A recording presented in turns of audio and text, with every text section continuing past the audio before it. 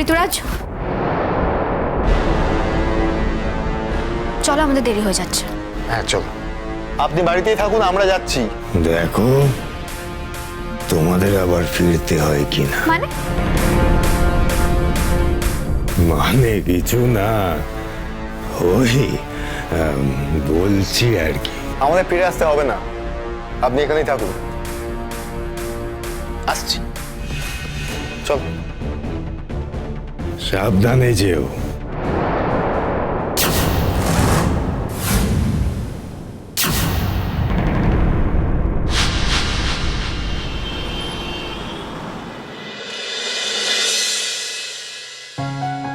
এটা কি হলো মাম্মাম? তোমাকে তো পিক আপ করতে যাওয়ার কথা ছিল আমাদের, এভাবে হুট করে চলে এলে কাউকে কিছু না বলে। না না রেশমি, দেখো আমাকে নিয়ে আসার তো কোনো দরকার নেই।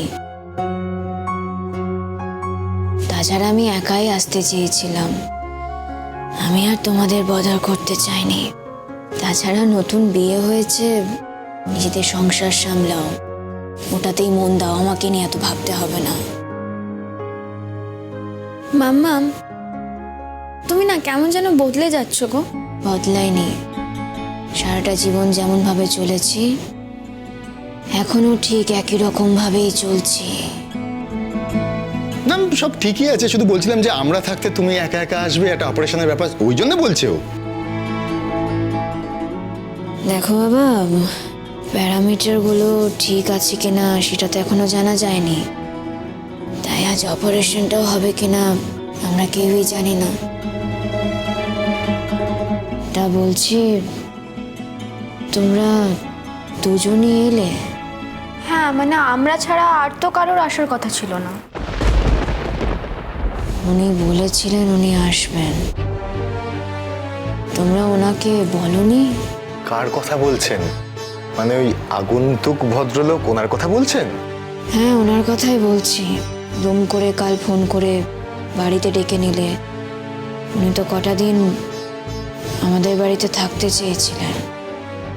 মামাম, মামাম তুমি কোন সেন্সে এই কথাগুলো বলছো? মানে যে কথাগুলো বলছো ভেবে বলছো তো? রেশমি, আমাকে একটু পরিষ্কারভাবে মামামের সঙ্গে কথা বলতে দাও, কথাটা বলতে হবে। ওকে। মামাম, ওই ভদ্রলোক এখানে কেন আসবেন? উনি কে? কে হন তোমার? হঠাৎ করে বাড়িতে এসেছে, আবার হঠাৎ করে একদিন চলে যাবে, বাস কেন আসবেন? না, উনি হঠাৎ করে চলে যাবেন না। আমি ওনাকে অফারও দিয়েছি, উনি তেমন হলে পাহাড়ে আমার সঙ্গে থাকবেন, একসাথে কাজ করব আমরা। এই অফারটা তুমি কেন ওনাকে দিয়েছো? তুমি কি প্রশ্ন করছো আমাকে? হ্যাঁ মামাম, আমি তোমাকে প্রশ্ন করছি। সব কথার উত্তর দিতে আমি তোমাকে বাধ্য নই রেশমি। আচ্ছা ঠিক আছে ঠিক আছে, আমি একটা কথা বলি। দেখো মামুনি, তুমি কিন্তু ওভার রিঅ্যাক্ট করছো। দেখো, তুমি ভালো করে ভেবে দেখো যে এই লোকটার সঙ্গে কিন্তু তোমার কোনো সম্পর্ক নেই। মানে শুধুমাত্র এই লোকটাকে আমার বাবার মতো দেখতে বলে এটা তো কোনো ক্রাইটেরিয়া হতে পারে না। একটু র্যাশনালি ভাবো। আমি র্যাশনালি ভেবে সবটা প্রমাণ করতে চাইছি। আমি সেখান থেকে আচ্ছা আমি ধরেও নিলাম, যদি লোকটা আমার বাবাই হয় তাহলে সব থেকে বেশি এফেক্টেড তো আমি হব। আমি তো হচ্ছি না, তুমি কেন হচ্ছ? আর একটা কথা ভেবে দেখেছো, তুমি নিজে হাতে এই লোকটাকে দাহ করেছিলে। মানে বিজ্ঞান বলে কিছু তো বস্তু এক্সিস্ট করে।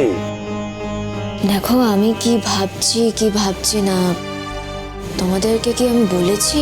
বলিনি তো। মামাম, তাহলে কেন তুমি এত বেশি লোকটাকে নিয়ে উনি জাস্ট আঙ্কেলের মতো দেখতে মাম্মাম, আঙ্কেল তো নন। লোকটা আমাদের বাড়িতে এসেছেন, আমরা ট্রিটমেন্ট করাচ্ছি, ওনার সবটা মনে পড়ুক, অতীতের কথা জানি, খুঁজে বের করে তারপরে তুমি ওনাকে পাহাড়ে নিয়ে যেতে পারো। না না পারো না, তাতেও একটা অসুবিধা থেকে যায়। কিসের অসুবিধে? না না, অন্য কোনো অসুবিধার বিষয় নেই। বিষয়টা হচ্ছে তুমি ওখানে গিয়ে থাকবে, ঠিক আছে, কিন্তু তোমার সঙ্গে যদি অন্য কেউ ওখানে গিয়ে থাকে আর কি, লোকজন বুঝতেই তো পারো অনেক রকম কথা বলে, তাই। কোনোদিনও লোককে আমি কেয়ার করিনি, আর আজ এই জীবনে এসে তো লোকে কি বললো না বললো কোনো কিছুতেই কিছু কেয়ার আর করি না আমি। মাম্মাম, তুমি কেয়ার না করলেও অ্যাটলিস্ট আমাকে যখন মেয়ে বলে স্বীকৃতি দিয়েছো, আমার কথা তো একটু ভাববে। ভাবিনি তোমার কথা। শোনো, তোমার কথা ভেবেছিলাম বলেই আজ তুমি আমার সামনে বসে এত বড় বড় কথা বলতে পারছো। তোমার কথা ভেবেছিলাম বলেই আজ তুমি একজন ডাক্তার হতে পেরেছো। আমি জানি না তুমি আমাকে দয়া করেছো কি করনি। ছোট ছিলাম, নিচে থেকে তো তোমার কাছে আসেনি মাম্মা, তুমি আমাকে নিয়ে এসেছো। দয়া করেছি কি প্রাণের টানে তোমাকে এনেছি, ব্যাখ্যা আমি তোমাকে দেব না। আজকের দিনে দাঁড়িয়ে যদি সেই ব্যাখ্যা আমাকে দিতেই হয়, তাহলে আমি জানবো আমি তোমাকে সারা জীবনে কিছুই দিতে পারিনি। আর দেখো মাম্মাম, তুমি যেভাবে কথাগুলো আমাকে বলো না, যেভাবে তুমি আমাকে কথা শোনাও, তাতে তো বারবার এটাই প্রমাণ হয়ে যায় যে তুমি আমাকে দয়া করেছো। তুমি আমার জন্য করেছো আমি জানি, আমাকে পড়িয়েছো। আমি কি রিটার্নে তোমাকে কিচ্ছু দিইনি? তুমি আমাকে পড়িয়েছো, আমি ভালো করে পড়াশোনা করেছি, ডক্টর হয়েছি। হ্যাঁ, লেখাপড়া করেছো, তাতে কি হয়েছে? কি করেছো তুমি বলো, কি বলতে চাইছো? বোঝাতে পারছি না মাম্মামকে। মাম্মাম, আমার শ্বশুর বাড়িতে একটা মান সম্মান আছে। তুমি এভাবে হুট করে অজানা অচেনা একজনের সঙ্গে থাকতে শুরু করবে? দাঁড়াও দাঁড়াও দাঁড়াও, অচেনা অজানা লোকের সঙ্গে থাকতে শুরু করব? কি বলতে চাইছো তুমি আমাকে?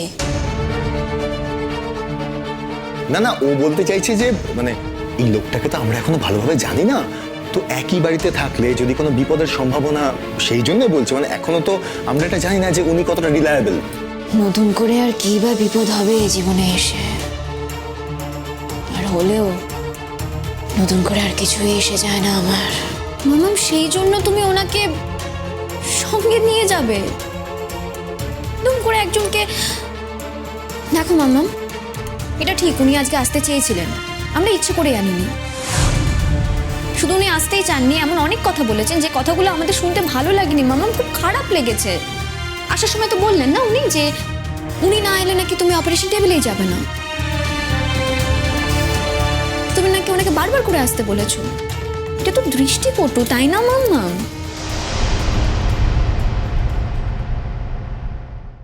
দেখো ঋতুরাজ, আমার মন বলছে, বারবার মন একই কথা বলছে, কোথাও হয়তো কোনো ভুল হয়েছিল আমাদের।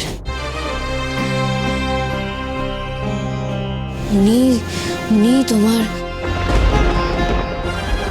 আমি সেজন্যই আরো বেশি করে জানতে চাই। আমি ওনাকে আমার কাছে রাখতে চাই। আমি জানতে চাই উনি আসলে কে, অনুজ চ্যাটার্জি নাকি নাকি অন্য কেউ।